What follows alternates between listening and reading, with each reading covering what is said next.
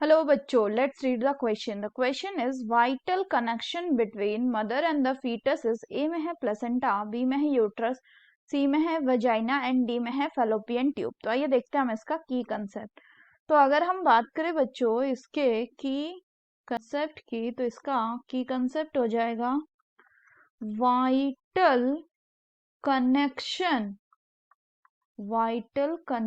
किसके किसके बीच में? vital connection between mother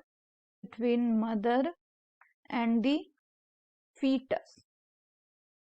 तो होता क्या है कि आपका जो जाइगोट है वो डेवलप करके जब क्या बनाएगा, वो डेवलप करके जब बॉल ऑफ सेल्स बनाता है, देन वो बॉल ऑफ सेल्स जो है वो यूट्रस में जाके इम्प्लांट होता है और वहां पे आपका जो ग्रोइंग एम्ब्रियो होता है, ग्रोइंग एम्ब्रियो, ये किससे अपना न्यूट्रिशन लेता है? ये आपका न्यूट्रिशन लेता है through a special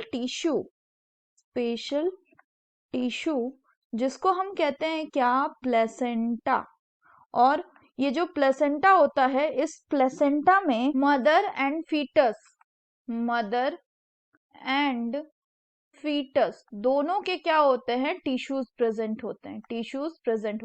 so placenta की बात करें तो प्लेसेंटा क्या हो गया? It is the vital connection between the mother and the foetus. और ये प्लेसेंटा जो है ये हेल्प करता है किसको? ये आपका हेल्प करता है एम्ब्रियो को मदर के बॉडी से न्यूट्रिशन लेने में, न्यूट्रिशन इनटेक फ्रॉम मदर. इसके अलावा प्लेसेंटा से ही रेस्पिरेशन करता है कौन? एम्ब्रियो. और इसी के थ्रू ये जो अपना वेस्ट मटेरियल है उसको भी डिस्चार्ज करता है, यानी इसी के थ्रू ये एक्सक्रीशन भी करता है, एक्सक्रीशन का प्रोसेस को भी कैरी आउट करता है. So the correct option will be option A, that is placenta. Uterus की बात करें तो ये जो स्ट्रक्चर है ये एक फीमेल रिप्रोडक्टिव सिस्टम का स्ट्रक्चर, जिसमें ये क्या है? These are ovaries which are one pair, यानी 2 इन नंबर. इसके अलावा यूट्रस जो है ये पोर्शन है यू शेप्ड स्ट्रक्चर